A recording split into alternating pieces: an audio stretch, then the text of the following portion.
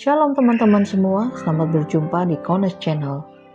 Di channel ini Anda akan mendengarkan, bahkan menyaksikan di video-video yang kami akan sajikan, video-video yang terbaik yang akan mengubah hidup Anda dan juga paradigma Anda. Selamat menyaksikan. Haleluya, Shalom Aleichem. Bapak Yahweh memberkati kita sekalian. Amin. Haleluya. Baik saudara-saudara sekalian, pada pagi hari ini kembali kita akan bersama-sama merenungkan firman Tuhan. Saudara-saudara sekalian, seperti kita ketahui, tanggal 25 Desember besok, orang Kristen dan semua orang Katolik yang ada di seluruh dunia ini, mereka akan merayakan Natal sebagai hari kelahiran Juru Selamat. Sekalipun ketika mereka merayakan Natal tanggal 25 Desember, kitab suci tidak pernah menulis baik secara tersurat maupun secara tersirat bahwa Juru Selamat lahir tanggal 25 Desember. Karena kita sudah diberitahu bahwa Juru Selamat kita, Yesua, itu lahir pada tanggal 15 bulan Tisri. Nah, untuk itu saudara-saudara sekalian, saya akan mengajak untuk kita membuktikan tanggal kelahiran Juru Selamat yang benar, yaitu tanggal 15 Tisri sesuai dengan kitab suci, dengan cara kita menghitung dengan dasar-dasar ayat yang ada di dalam kitab suci. Mungkin sebagian besar di antara kita sudah tahu soal kelahiran Juru Selamat yang benar tanggal 15 Tisri. Dan mungkin kita sudah tahu juga kalau cara menghitungnya itu seperti apa. Tetapi saudara-saudara sekalian, kenapa saya menyampaikan hal ini lagi? Karena saya berharap nanti setelah saudara mendengar dan saudara bisa memahami, saudara bisa sharingkan lagi kepada teman-teman saudara yang sampai saat ini masih merayakan kelahiran Juru Selamat di waktu yang salah atau tidak tepat. Nah, tetapi sebelum kita masuk dalam cara menghitung atau mengetahui kapan Juru Selamat itu sebetulnya dilahirkan, yang pertama saya ingin mengajak untuk kita mencari tahu sebetulnya bagaimana awal mula tanggal 25 Desember itu bisa dipakai sebagai hari untuk memperingati kelahiran Yesua, Sang Juru Selamat. Padahal kita tahu saudara, Yesua tidak pernah dilahirkan tanggal 25 Desember. Nah, saudara-saudara sekalian, peristiwa peringatan kelahiran Yesua yang keliru ini bermula dari balas jasanya Konstantin kepada orang atau agama Kristen yang ada pada saat itu, yang menganggap bahwa tanda salib yang dipakai sebagai simbol kekristenan itu telah membawa kemenangan atas peperangannya melawan Jenderal Maximus, yang pada waktu itu Maximus mengkudeta Konstantin. Karena Konstantin akan menggantikan tahta ayahnya yang sudah meninggal sebagai raja.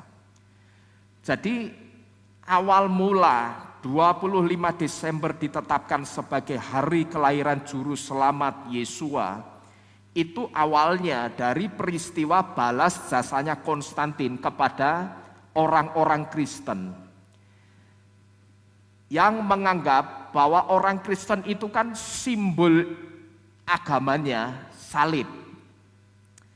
Nah, dia menganggap juga bahwa tanda salib yang dipakai sebagai simbol kekristenan itu telah membawa kemenangan kepada dirinya yang saat itu berperang melawan Jenderal Maximus yang mengkudeta dirinya. Nah, timbul pertanyaan begini saudara, kenapa Maximus ini sampai mengkudeta Konstantin? Maximus sampai mengkudeta Konstantin itu karena Maximus menganggap bahwa Konstantin ini tidak pantas menggantikan ayahnya sebagai raja. Maximus berpikir karena Konstantin ini tidak pernah ada bersama-sama dengan ayahnya ketika ayahnya itu memerintah menjadi raja, dan Maximus ini menganggap Konstantin itu tidak tahu seluk-beluk kerajaan dan rakyatnya itu seperti apa. Karena waktu itu ketika ayah dari Konstantin ini memerintah, Konstantin saat itu sedang ada di luar negeri. Dan Maximus juga menganggap bahwa dirinya lah yang lebih pantas menjadi pengganti raja, karena dia merasa aku ini lebih tahu seluk-beluk kerajaan ini seperti apa dan rakyatnya seperti apa, aku lebih ngerti. Karena Maximus berpikir, saudara, ketika raja memerintah, akulah orang yang setiap harinya ada di dekat-dekat raja. Karena Maximus ini pengawal pribadinya raja, saudara, orang terdekatnya raja. Jadi ini kisahnya bermula dari ketika Konstantin itu pulang dari luar negeri, mau menggantikan ayahnya menjadi raja. Nah, ketika Konstantin itu mau menggantikan ayahnya menjadi raja, waktu itu Maximus menentang, karena Konstantin itu dianggap tidak punya pengalaman memerintah. Nah, tetapi Konstantin itu tetap kekeh, saudara. Wong aku itu anaknya, aku putra mahkota, maka akulah yang berhak menggantikan tahta kerajaan ayahku. Nah, karena Konstantin tetap kekeh dia akan menjadi raja, Maximusnya juga pengen jadi raja. Akhirnya Maximus itu mengkudeta Konstantin. Dan pada waktu itu, saudara, terjadilah satu peperangan antara Konstantin dengan Maximus. Nah, tetapi sebetulnya ketika mau perang, Konstantin ini sudah ngerti kalau dia sebetulnya tidak mungkin bisa mengalahkan Maximus. Karena apa? Karena jumlah pasukan tentaranya Maximus itu jumlahnya jauh lebih besar ketimbang pasukannya Konstantin. Nah, cuman pertanyaannya dari mana pasukan-pasukannya Maximus? Ternyata pasukannya Maximus itu adalah pasukan tentara-tentara kerajaan dan perwira-perwira kerajaan yang terbaik, yang ketika Maximus itu mendengar raja memanggil pulang Konstantin supaya menggantikan tahta kerajaannya, Maximus dengar. Saat itu Maximus mulai masuk, dia menghasut satu persatu tentara kerajaan, dan dia juga menghasut perwira-perwira terbaik kerajaan.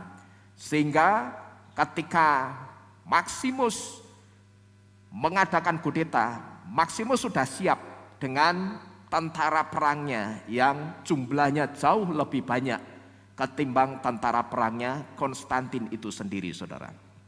Nah, Konstantin ngerti sebetulnya kemungkinannya sangat kecil kalau aku itu bisa menang melawan Maximus. Tapi karena genderang perang itu sudah ditabuh, maka pantang bagi Maximus, bagi Konstantin untuk mundur dari medan peperangan. Nah, singkat cerita, terjadilah peperangan itu, saudara. Nah, ternyata benar, ketika ada di medan pertempuran, apa yang dipikirkan Konstantin ini benar, saudara. Satu persatu tentaranya Konstantin itu mati. Dan mulai kelihatan jumlahnya semakin banyak yang gugur di medan peperangan. Nah, waktu itu ketika dia melihat banyak tentaranya yang mati, lalu Konstantin ini dia merenung. Dia duduk, dia merenung, dan sesekali dia menengadahkan wajahnya ke langit. Nah, saat itu ketika dia menengadahkan wajahnya ke langit, Konstantin ini melihat langit itu membentuk seperti salib. Yang sebetulnya setelah diselidiki lagi, ternyata itu bukan seperti salib yang simbolnya kekristenan. Tapi setelah diselidiki, langit yang membentuk seperti salib itu sebetulnya kruk angsanta. Kruk angsanta itu bentuknya bukan seperti salibnya orang Kristen yang palang vertikalnya lebih panjang, lalu palang horizontalnya lebih pendek. Bukan seperti itu. Tapi kruk angsanta itu dimensinya lebih seperti tanda salib dari ambulan, saudara, ngerti ya? Tanda salibnya, palangnya ambulan, ngerti ya? Jadi dimensinya sama, palang vertikal sama palang horizontalnya itu sama panjangnya. Kalau salibnya orang Kristen kan palang vertikalnya lebih panjang, horizontalnya lebih pendek. Nah cuman bedanya sama palang ambulan, kalau kruk angsanta itu di ujung-ujungnya, di keempat ujungnya itu ada seperti bulatannya, seperti mata kapak yang melengkung itu. Nah itu di keempat sisinya, saudara. Nah ketika Konstantin ini melihat pasukannya mulai berguguran, dia kemudian merenung. Nah ketika dia menengadahkan wajahnya ke langit, dia melihat di langit itu membentuk tanda salib. Dan di saat yang bersamaan, Konstantin waktu itu juga mendengar satu suara secara audible yang berbunyi, siapa saja yang memakai tanda ini, dia akan menaklukkan.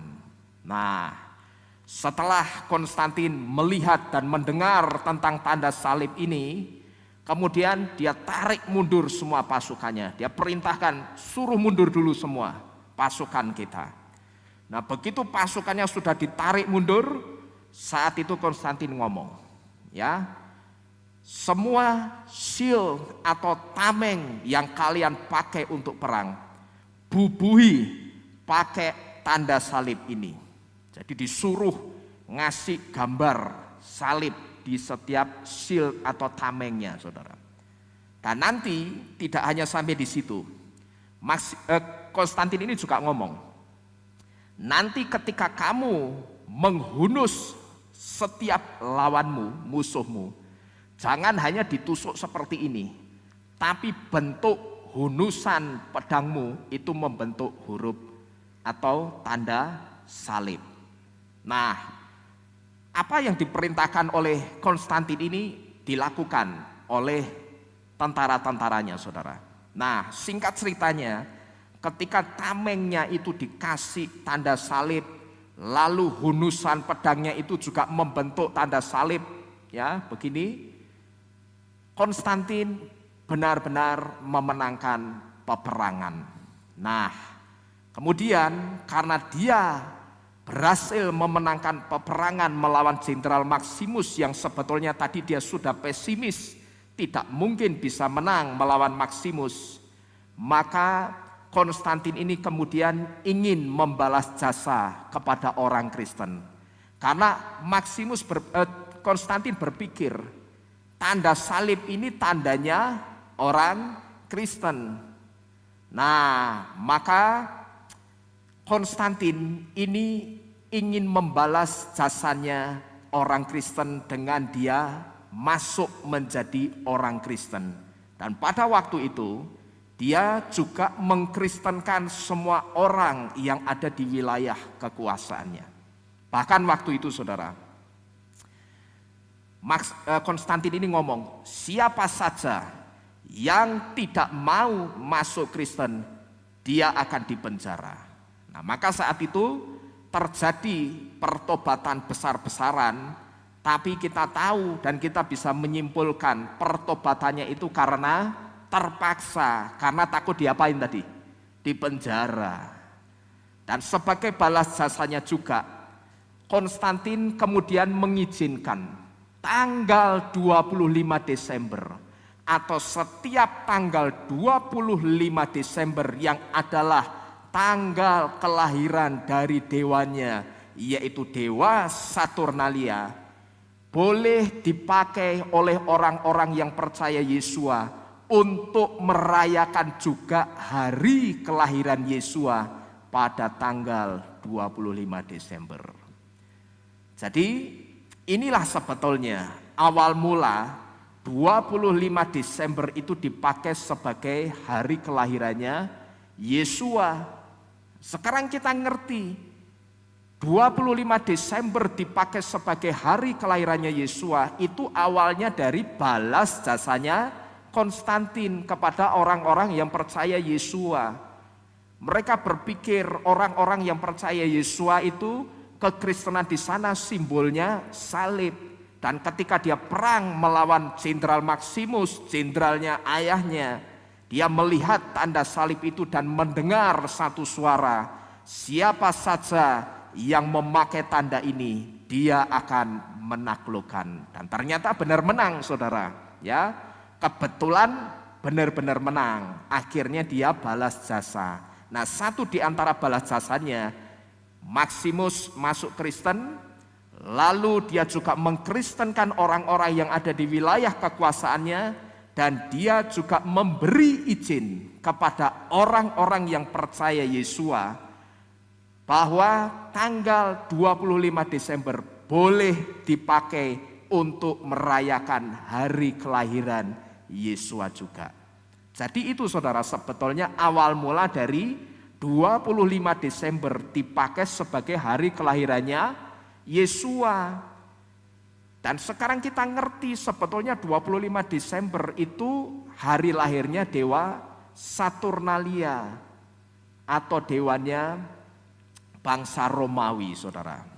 Dan juru selamat Yesua lahir pada bulan Tisri atau pertengahan bulan September sampai dengan pertengahan bulan Oktober, yaitu tepat pada perayaan Sukot atau pondok daun atau perayaan tabernakel.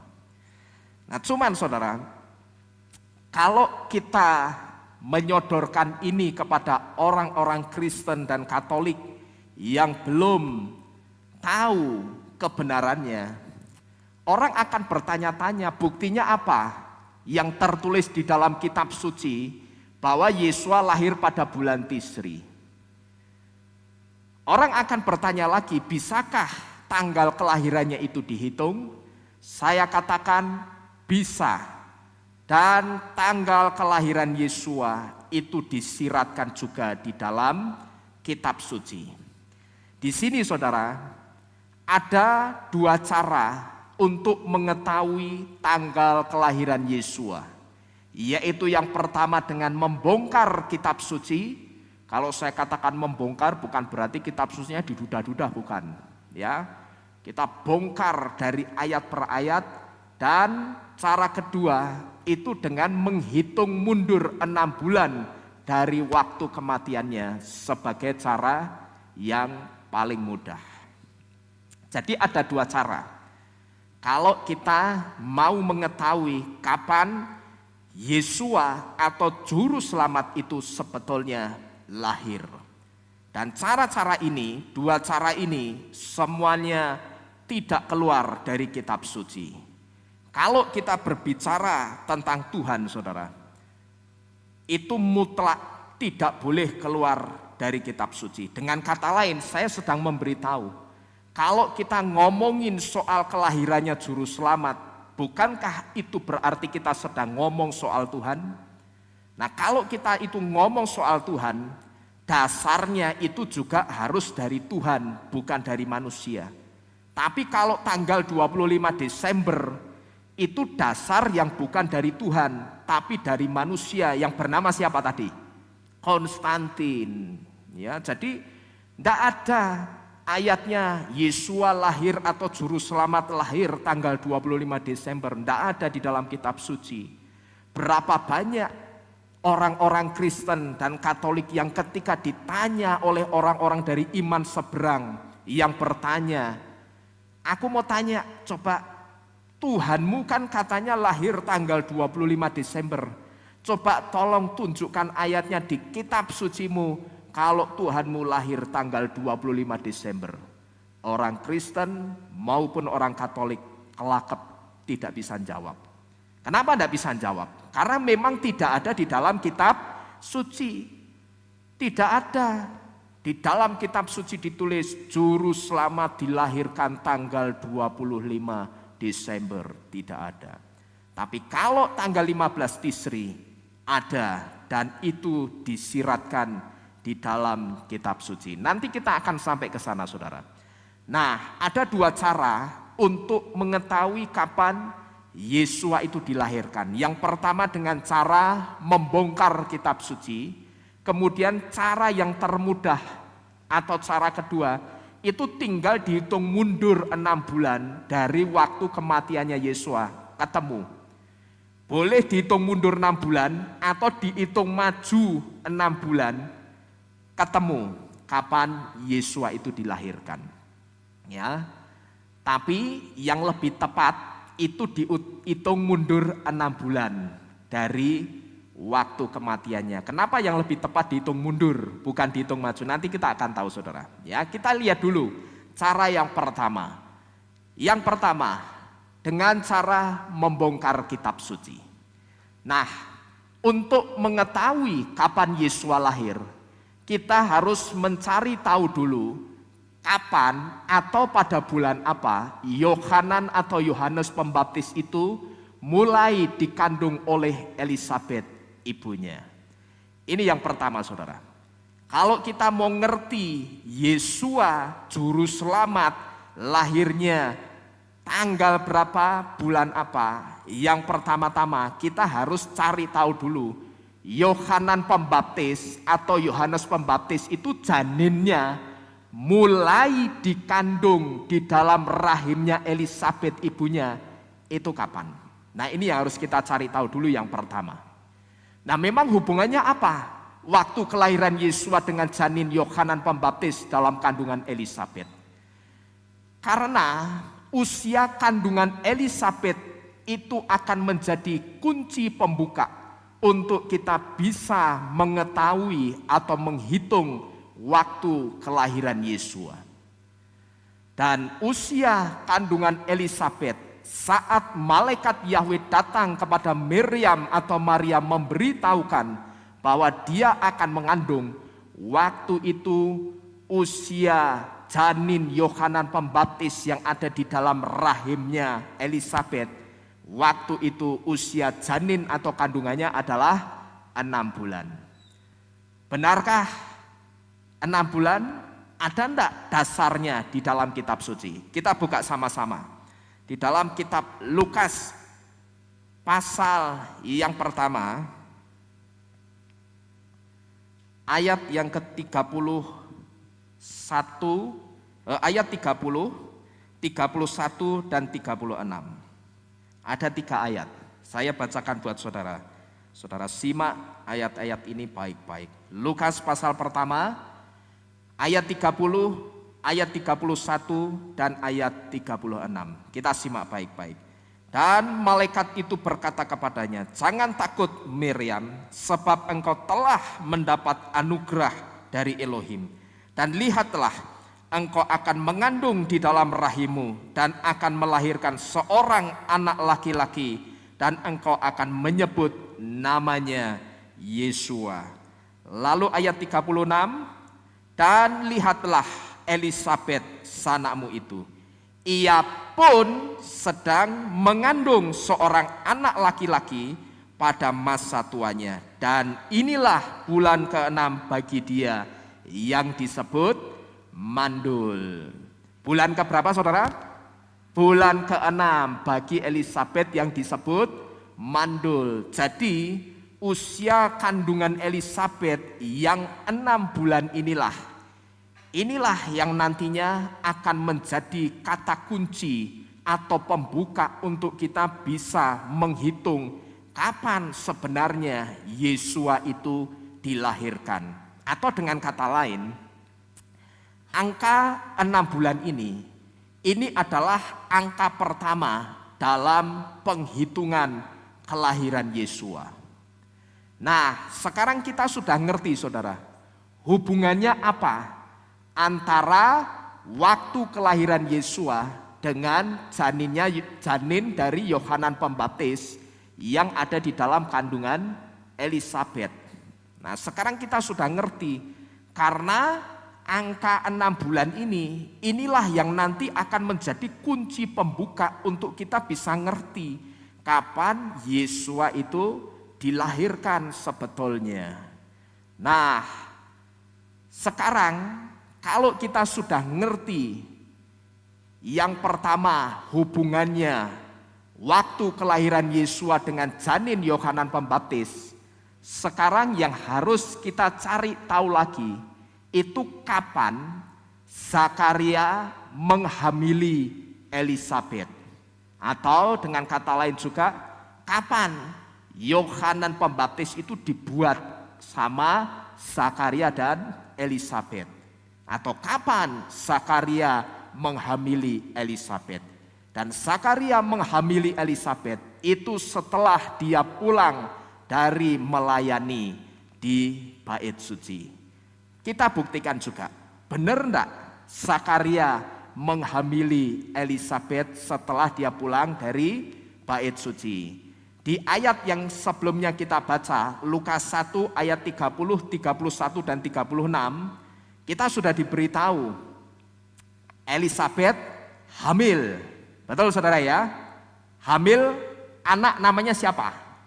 Yohanan, yang kemudian disebut dengan Yohanan Pembaptis.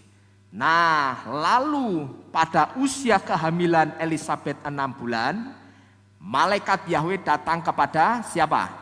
Miriam atau Maria, memberitahu kalau dia akan mengandung. Lalu malaikat ngomong apa? Lihatlah sanakmu itu Elisabet, ia pun juga sedang mengandung, saudara.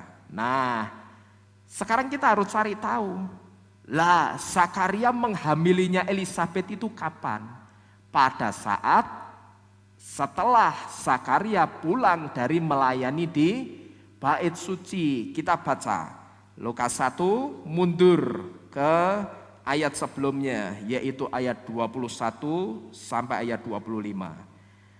Dan umat itu sedang menanti-nantikan Zakaria, dan mereka heran ketika dia berlama-lama di dalam tempat suci. Dan ketika keluar, ia tidak dapat berbicara kepada mereka, dan mereka menyadari bahwa dia telah melihat suatu penglihatan di dalam tempat suci. Dan dia terus-menerus membuat tanda isyarat kepada mereka, tetapi dia tetap bisu. Dan terjadilah ketika hari-hari peribadatannya diselesaikan, dia pulang ke rumah. Yang pulang ke rumah siapa ini? Zakaria. Dan setelah hari-hari itu, Elisabet istrinya apa itu?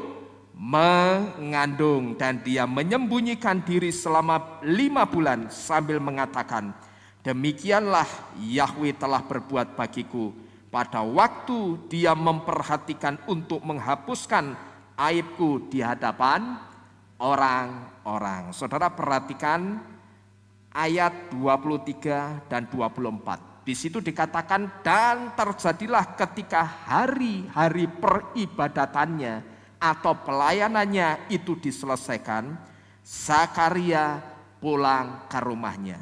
Lalu disambung ayat 24, dan setelah hari-hari itu, atau dengan kata lain setelah hari-hari kepulangan Zakaria melayani dari bait suci, lalu istrinya ngapain Elisabet?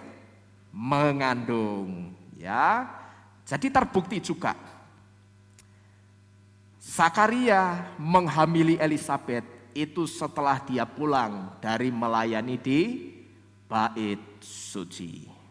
Nah, sekarang kalau sudah ketemu kapan Zakaria menghamili Elisabet, pertanyaan berikutnya yang akan menjadi petunjuk bagi kita adalah kapan atau pada bulan apa Zakaria selesai atau pulang dari melayani di bait suci. Kita sudah melihat bersama-sama melalui kitab Lukas pasal pertama ayat 23 dan 24. Setelah pulang melayani dari bait suci, Zakaria menghampiri Elisabet, lalu Elisabetnya hamil. Cuman pertanyaannya, pulangnya Zakaria dari melayani di bait suci itu pada bulan apa, saudara? Zakaria selesai melayani di bait suci adalah pada bulan Sivan, atau kalau dalam kalender kita, bulan Sivan itu pertengahan bulan Mei sampai pertengahan bulan Juni. Nah, saya akan menerangkan untuk saudara-saudara sekalian, kita akan melihat benar enggak kalau di sini saya katakan atau saya tulis Zakaria selesai melayani di bait suci pada bulan Sivan, itu benar enggak sih? Buktinya ada enggak di dalam kitab suci? Karena jangan sampai ketika kita ngomong di luaran sana mengatakan Yesua tidak pernah dilahirkan 25 Desember tapi tanggal 15 Tisri, tapi kita enggak bawa bukti apa-apa, saudara. Kalau sekali lagi kita bicara soal Tuhan, dasarnya juga harus dari Tuhan, dari kitab suci. Itulah dasar yang dari Tuhan. Nah, kalau kita ngomong soal Tuhan tapi dasarnya dari manusia, itu namanya bukan ngomongin Tuhan, itu namanya ngerumpi, saudara. Nah, yang jadi masalah kita sekarang tidak sedang ngerumpi, tapi kita sedang punya misi memberitakan kebenaran itu. Amin. Ya, supaya semakin banyak jiwa-jiwa yang diselamatkan seperti saudara dan saya. Amin.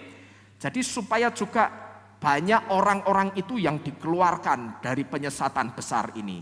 Karena ini penyesatan gede-gedean, saudara, besar-besaran. Yang dilakukan siapa? Tidak lain oleh bapaknya para pendusta, setan. Yang satu diantaranya yang setan pakai itu Konstantin. Jadi nanti ketika kita sharing, kita punya dasar. Ya, saudara boleh foto atau nanti kalau saudara mau, saudara boleh copy materi ini dan saudara bagikan. Nah, sekarang saya akan menunjukkan, benar enggak Zakaria itu pulang dari melayani di bait suci, lalu menghamili Elisabet dan Elisabet hamil pada bulan Sivan juga? Kita lihat, apa yang saudara lihat di depan ini? Ini adalah tabel jadwal tugas pelayanan imam di bait suci. Nah, kita buka dulu di dalam kitab Aleph Divrei Hayamim atau kitab 1 Tawarik pasal ke-24. Ayat yang pertama sampai dengan ayat yang ke-19. Kitab 1 Tawarik 24 ayat pertama sampai dengan yang ke-19. Saya akan bacakan ayat ini untuk saudara-saudara sekalian. Pembagian tugas suku Lewi. Dan inilah kelompok anak-anak Harun. Anak-anak Harun adalah Nadab dan Abihu, Eleazar dan Itamar. Namun Nadab dan Abihu mati terlebih dahulu dari ayah mereka, dan mereka tidak mempunyai anak laki-laki. Dan Eleazar serta Itamar menjadi imam. Daud membagi mereka menurut tugas mereka dalam ibadah mereka. Bahkan Sadok anak Eleazar dan Ahimelek anak Itamar. Dan keturunan Eleazar didapati lebih banyak daripada keturunan Itamar sebagai pemimpin orang-orang yang perkasa. Dan mereka membaginya untuk keturunan Eleazar 16 pemimpin keluarga leluhurnya. Dan 8 orang dari keturunan Itamar untuk keluarga leluhur mereka.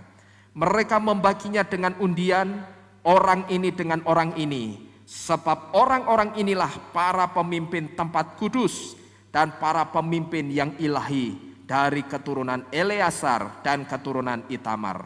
Dan Semaya anak Netanel, seorang juru tulis dari orang Lewi, menulisnya di hadapan raja dan para pembesar. Dan Imam Sadok dan Ahimelek anak Abiatar dan para kepala leluhur imam-imam dan orang Lewi. Satu keluarga leluhur diambil dari Eleazar dan satu diambil dari Itamar. Perhatikan mulai ayat 7. Undian pertama jatuh kepada Yoyarib. Yang kedua kepada Yedaya. Yang ketiga kepada Harim. Yang keempat kepada Seorim. Yang kelima kepada Malkia. Yang keenam kepada Miyamin. Yang ketujuh kepada Hakos. Yang ke-8 kepada Abia, yang ke-9 kepada Yesua, yang ke-10 kepada Sekania. Ayat 12, yang ke-11 kepada Eliasib, yang ke-12 kepada Yakim, yang ke-13 kepada Hupa, yang ke-14 kepada Yesebeab, yang ke-15 kepada Bilga, yang ke-16 kepada Imer, yang ke-17 kepada Hesir, yang ke-18 kepada Habises, yang ke-19 kepada Petahya, yang ke-20 kepada Yehezkel, yang ke-21 kepada Yakin, yang ke-22 kepada Gamul, yang ke-23 kepada Delaya, yang ke-24 kepada Maasia. Inilah urutan mereka untuk ibadah mereka, untuk masuk ke dalam bait Yahweh sesuai dengan peraturan mereka dari Harun, leluhur mereka, sebagaimana Yahweh Elohim Yisrael telah memerintahkan kepadanya. Nah, saudara scroll kitab suci saudara, lalu saudara tab mulai ayat 7 sampai dengan ayat yang ke-18 ya. Saudara tab saja ayat 7 sama ayat 18. Sekarang saudara perhatikan baik-baik di depan. Saya akan menerangkan saudara. Ya. Kita akan buktikan benarkah Zakaria menghamili Elisabet, lalu Elisabet hamil pada bulan Sivan. Karena kehamilan Elisabet ini nantinya akan menjadi kunci pembuka kapan sebenarnya Yesua itu dilahirkan. Tapi kita harus buka satu persatu supaya jelas dan gamblang. Kita buktikan. Apa yang saudara lihat di depan ini adalah tabel jadwal tugas pelayanan imam yang ada di dalam bait suci. Nah, karena jumlah imam-imam itu sangat banyak, maka oleh Daud jumlah imam yang sangat banyak itu kemudian dikelompokkan menjadi 24 kelompok atau 24 rombongan. Itu bisa saudara lihat dari ayat 7 sampai 18. Jumlahnya, coba saudara buka ayat 18. Yang keberapa itu? Yang terakhir, yang ke-24 kepada siapa? Maasia. Tapi kita tidak akan lihat dari pertama sampai 24. Ya, yang penting kita bisa membuktikan saja Zakaria benar pulang dan menghamili Elisabet pada bulan Sivan. Ya, kita lihat. Nah, kelompok imam-imam yang jumlahnya banyak ini kemudian dikelompokkan oleh Daud menjadi 24 rombongan. Sekarang kita lihat ayat yang ke-7. Kita lihat di depan. Pada minggu pertama bulan Nisan atau pertengahan bulan Maret sampai pertengahan bulan April, rombongan pertama yang melayani di bait suci adalah rombongannya siapa ini? Yoyarib. Sesuai enggak dengan kitab suci? Ayat 7a. Betul ya? Rombongan pertama yang melayani di bait suci adalah rombongannya Yoyarib. Nah, lalu di minggu kedua bulan Nisan, saudara bisa lihat di ayat 7b, yang melayani di bait suci, pemimpin rombongannya atau rombongan yang melayani di bait suci adalah rombongannya siapa? Yedaya. Nah, sekarang saudara lihat, beri perhatian khusus untuk minggu ketiga bulan Nisan. Karena ini ada sedikit yang berbeda. Minggu ketiga bulan Nisan, seharusnya yang melayani di bait suci ayat 8a, saudara lihat siapa di situ? Harim. Seharusnya di minggu ketiga bulan Nisan ini yang melayani di bait suci itu rombongannya Harim. Tapi karena di minggu ketiga bulan Nisan ini ada perayaan hari raya Yom Hamatsah atau hari raya roti tidak beragi, maka sesuai kitab Devarim atau kitab Ulangan 16 ayat 16, bahwa di dalam 3 hari raya khusus, yaitu hari raya Yom Hamatsah, hari raya Syavuot atau Pentakosta atau 7 pekan, dan hari raya Sukot, maka semua imam dari semua rombongan, dari 24 rombongan itu melayani bersama-sama di dalam bait suci. Paham saudara sampai di sini? Ulangan 16 ayat 16 itu mengatur dalam 3 kali dalam setahun setiap laki-laki di antaramu harus terlihat ada di bait suci. Kita buka saja saudara. Ulangan 16, Devarim 16 ayat yang ke-16 juga. Ya, saya bacakan untuk saudara. 3 kali dalam setahun setiap laki-laki di antaramu harus terlihat di hadapan Yahweh Elohimu di tempat yang akan dia pilih, yaitu pada hari raya apa saja itu? Roti tidak beragi, terus hari raya 7 pekan atau Syavuot atau apa? Pentakosta. Dan pada hari raya Sukot. Namun dia tidak boleh terlihat di hadapan Yahweh dengan tangan hampa dan seterusnya. Ya, jadi seharusnya di minggu ketiga itu yang melayani rombongannya Harim. Tapi karena di minggu ketiga itu ada hari raya roti tidak beragi, maka yang melayani bukan hanya rombongannya Harim, tapi semua rombongan imam-imam. Jadi 24 rombongan itu bersama-sama ke bait suci dan mereka melayani bersama-sama di dalam bait suci. Sebelum saya lanjutkan, saya perlu memberitahu tugas pelayanan masing-masing rombongan itu mereka bertugas selama 1 pekan atau 1 minggu dari Sabat ke Sabat. Artinya misalkan mereka melayani dari hari Sabat minggu ini, pelayanannya sampai Sabat minggu depan selama 1 pekan atau 1 minggu. Ya, nah karena di minggu ketiga itu pelayanan atau tugas semua imam, maka rombongannya Harim atau jadwal pelayanan dari rombongannya Harim itu mundur jadwalnya ke minggu keempat. Dia melayani di bulan Nisan. Sampai di sini dulu saudara. Saudara bisa memahami? Bisa ya? Jadi karena ada hari raya, pelayanannya bareng-bareng, jadwalnya rombongan Harim itu jadi mundur. Harusnya minggu ketiga jadi minggu keberapa ini? Minggu keempat. Lalu kita lanjut, 1 bulan sudah selesai. Kita lanjutkan ke bulan berikutnya. Pada minggu pertama bulan Iyar atau pertengahan bulan April sampai pertengahan bulan Mei, yang melayani di bait suci adalah rombongannya Seorim.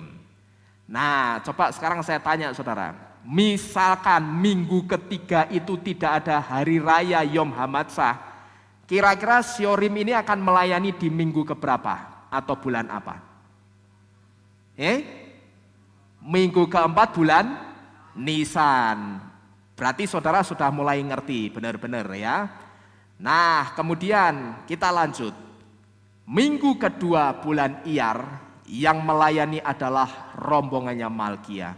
Lalu minggu ketiga bulan Iyar yang melayani rombongannya Miyamin. Minggu keempat bulan Iyar yang melayani adalah rombongannya Hakos. Dan beri perhatian lagi baik-baik untuk penerangan ini saudara. Ya, kita lihat. Kita masuk dalam bulan berikutnya karena 1 bulan Iyar sudah habis. Kita masuk dalam bulan Sivan. Di minggu pertama bulan Sivan atau pertengahan Mei sampai pertengahan Juni itu ada hari raya, namanya hari raya 7 pekan atau kita kenal dengan hari raya Syavuot atau hari raya Pentakosta. Nah, seperti apa yang dikatakan kitab Ulangan 16 ayat 16 bahwa pada hari raya 7 pekan atau Pentakosta yang melayani itu semua imam, maka pada hari raya ini juga semua imam juga melayani bersama-sama di dalam bait suci. Nah, seharusnya Abia itu melayani di minggu pertama bulan Sivan, tapi karena di bulan Sivan minggu pertama ini ada hari raya Pentakosta, maka jadwalnya Abia itu mundur ke minggu berikutnya, yaitu minggu kedua bulan Sivan. Nah, di rombongan Abia inilah Zakaria itu ada. Sekarang kita lihat yang warna merah. Rombongan Abia selesai pelayanannya bulan apa itu? Saudara lihat. Bulan Sivan, ya. Dan di rombongan Abia inilah Zakaria itu ada. Masa sih kok bisa ngerti? Kita lihat Lukas 1 ayat 5. Lukas 1 ayat 5. Pada zaman Herodes, Raja Yudea, ada seorang imam bernama Zakaria dari kelompok siapa itu? Abia, dan istrinya dari keturunan Harun juga namanya Elisabet. Nah, sekarang kita sudah ngerti, kita tidak perlu lanjutkan ke Yesua, Sekanya, dan sampai rombongan ke-24. Karena kita hanya akan mencari tahu Zakaria itu pulang dari melayani bait suci lalu menghamili istrinya itu kapan. Sekarang kita sudah ngerti. Zakaria pulang dari melayani di bait suci kapan? Bulan Sivan, lalu menghamili Elisabet dan Elisabet hamil, ya. Nah, sekarang saudara, kita sudah ketemu dan sudah membuktikan bahwa Zakaria bertugas di bait suci itu pada minggu kedua bulan Sivan. Dan setelah Zakaria menyelesaikan tugasnya, dia pulang ke rumah lalu dia menghampiri Elisabet istrinya, dan disebutkan di dalam kitab suci setelah hari-hari itu atau setelah hari-hari di mana Elisabet dihampiri oleh Zakaria suaminya, Elisabet hamil. Itu sesuai dengan kitab Lukas pasal pertama ayat yang ke-21 sampai dengan yang ke-25. Saya tanya sekali lagi ya, karena ini nanti akan jadi kata kunci. Berarti Elisabet hamil di bulan apa? Jawab yang tegas. Bulan Sivan. Bagus, berarti kita sudah ngerti tabel ini saudara. Nah, sekarang kalau kita sudah ketemu Elisabet itu mulai mengandung janinnya Yohanan Pembaptis di bulan Sivan, sekarang sudah gampang saudara. Ya, untuk kita menghitung kapan Yesus lahir itu sudah gampang, sudah mulai terbuka. Dan ini sesuai dengan petunjuk-petunjuk ayat yang ada di dalam kitab suci. Sekarang mari kita hitung kapan Yesua itu lahir. Seperti yang sudah kita ketahui bahwa sesuai kitab Lukas pasal pertama ayat 23 sampai dengan 24. Zakaria menghamili Elisabet dan Yohanan janinnya mulai dikandung oleh Elisabet itu pada bulan apa? Sivan. Yohanan mulai dikandung. Lalu pada usia kandungan Elisabet 6 bulan, malaikat Yahweh waktu itu datang kepada Miriam dan memberitahukan bahwa Miriam akan mengandung seorang anak laki-laki. Dan Miriam akan menyebut nama anak itu siapa? Yesua. Nah, sekarang kita lihat. Pada saat malaikat Yahweh datang kepada Miriam di usia kandungan Elisabet yang 6 bulan, itu bulan apa? Ya, 6 bulan dari bulan Sivan adalah bulan apa ini? Bulan Kislu. Bulan Kislu itu kalau penanggalan kita jatuhnya pertengahan November sampai pertengahan Desember. Yesua mulai dikandung. Ingat baik-baik. Kita baca ya Lukas 1 ayat 26 sampai 36. Untuk membuktikan saudara. Ya, saya bacakan buat saudara. Ayat 26 sampai 36 Lukas pasal pertama. Dan pada bulan ke-6 malaikat Gabriel diutus oleh Elohim ke sebuah kota di Galilea yang bernama Nazaret kepada seorang perawan yang telah ditunangkan dengan seorang pria bernama Yusuf dari keluarga Daud, dan nama perawan itu Miriam atau Maria. Dan ketika masuk, malaikat itu berkata kepadanya, "Salam, hai engkau yang dilimpahi anugerah Yahweh besertamu. Hai engkau yang diberkati di antara para wanita." Namun setelah melihatnya, dia kebingungan oleh perkataan itu.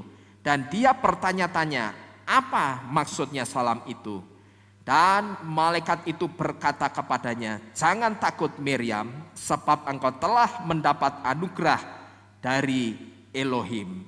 Dan lihatlah, engkau akan mengandung di dalam rahimmu dan akan melahirkan seorang anak laki-laki, dan engkau akan menyebut namanya Yesua. Dia akan menjadi besar dan akan disebut Putra El Elyon yang Maha Tinggi, dan Yahweh Elohim akan mengaruniakan kepadanya tahta Daud leluhurnya, dan dia akan memerintah atas keturunan Yakov sampai selamanya, dan kerajaannya tidak akan berakhir." Dan Miriam berkata kepada malaikat itu, "Bagaimana hal ini akan terjadi karena aku belum mengenal laki-laki?" Dan sambil menjawab, malaikat itu berkata kepadanya, "Ruach HaKodes akan turun ke atasmu, dan kuasa El Elyon yang Maha Tinggi akan menaungi engkau. Karena itu pula yang dilahirkan itu kudus, dia akan disebut Putra Elohim. Dan lihatlah," perhatikan ini baik-baik, "Elisabet sanakmu itu, ia pun sedang mengandung seorang anak laki-laki pada masa tuanya. Dan inilah bulan ke-6 bagi dia yang disebut mandul." Ya, jadi kita sudah ngerti sekarang. Bulan ke-6 dari ketika Yohanan Pembaptis itu mulai dikandung, malaikat Yahweh datang kepada Maria dengan mengatakan bahwa engkau akan mengandung seorang anak laki-laki, dan engkau akan menyebut nama anak itu Yesua. Nah, bulan ke-6 dari Elisabet mulai mengandung janinnya Yohanan itu bulan Kislu. Kita hitung, mulai dikandung Yohanan itu pada bulan Sivan, 1 bulannya bulan Tamus, 2 bulannya bulan Av, bulan ketiga Elul, bulan keempat Tisri, bulan kelima Heswan, dan bulan keenamnya adalah Kislu. Jadi bulan Kislu itu bulan, kalau kita convert ke kalender kita, jatuhnya pertengahan November sampai pertengahan Desember. Jadi kalau orang-orang Kristen dan Katolik merayakan kelahiran Juru Selamat pada bulan Desember, itu keliru. Karena pada bulan Desember Yesua itu baru dikandung. Benih janin Yesua itu baru diletakkan Ruach HaKodes di dalam rahimnya Miriam, belum lahir. Ayat 36 memberitahu dengan jelas kepada kita, saudara. Jadi bulan Desember ini bukan hari kelahirannya Juru Selamat, karena pada bulan Desember ini Juru Selamat baru dikandung. Nah, kalau kita menerima usia kehamilan normal itu 9 bulan 10 hari atau 40 minggu, maka kita akan menghitung 40 minggu atau 9 bulan 10 hari dari bulan Kislu atau bulan di mana Yesua mulai dikandung, itu jatuh pada bulan apa? Kita lihat. Kita maju 1 bulan dari bulan Kislu ke bulan Tefet. Dari bulan Kislu ke bulan Tefet, maka usia kandungan Miriam itu berumur 1 bulan atau 4 minggu. Ya. Lalu dari bulan Tefet maju 1 bulan ke bulan Sefat, maka usia kandungan Miriam itu menjadi 2 bulan atau 8 minggu. Lalu dari bulan Sefat ke bulan Adar, maka usia kandungan Miriam itu menjadi 3 bulan atau 12 minggu. Lalu kita maju lagi dari bulan Adar ke bulan Nisan, maka usia kandungan Miriam itu menjadi 4 bulan atau 16 minggu. Dari bulan Nisan ke bulan Iyar, usia kandungan Miriam bertambah lagi menjadi 5 bulan atau 20 minggu. Lalu dari bulan Iyar ke bulan Sivan, usia kandungan Miriam atau Maria bertambah lagi menjadi 6 bulan atau 24 minggu. Lalu dari bulan Sivan ke bulan Tamus, usia kandungan Miriam bertambah lagi jadi 7 bulan atau 28 minggu. Lalu dari bulan Tamus ke bulan Av, usia kandungan Miriam bertambah lagi menjadi 8 bulan atau 32 minggu. Lalu dari bulan Av ke bulan Elul, usia kandungan Miriam bertambah lagi menjadi 9 bulan atau 36 minggu. Dan dari bulan Elul ke bulan Tisri, usia kandungan Miriam genap 40 minggu.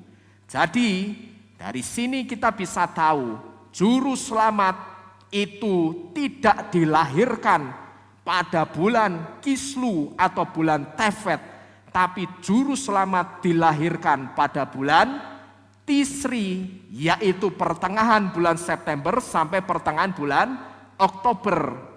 Ini adalah bukti sesuai dengan dasar ayat-ayat kitab suci bahwa juru selamat Yesua itu dilahirkan benar pada bulan Tisri, bukan pada bulan Desember, apalagi tanggal 25 Desember. Itu adalah penanggalan yang salah kaprah. Yang benar adalah tanggal 15 Tisri Yesua dilahirkan. Sampai di sini dulu saudara. Saudara bisa mengikuti? Bisa ya? Paham saudara ya? Oke, kita lanjutkan saudara. Ini cara pertama yang saya sebut cara yang paling sulit. Karena mesti dibongkar dulu kitab sucinya, baru ketemu kapan Yesua itu dilahirkan. Lalu cara yang kedua, untuk mengetahui kapan Yesua dilahirkan, itu cara yang paling gampang. Caranya bagaimana saudara? Dihitung mundur 6 bulan dari waktu kematiannya Yesua. Nah, sekarang saya juga akan menerangkan dengan tabel juga supaya kita lebih jelas saudara ya. Terima kasih teman-teman semua yang sudah menyaksikan video ini. Sukses besar untuk kita semua. Bapa Yahweh memberkati. Haleluya. Amin.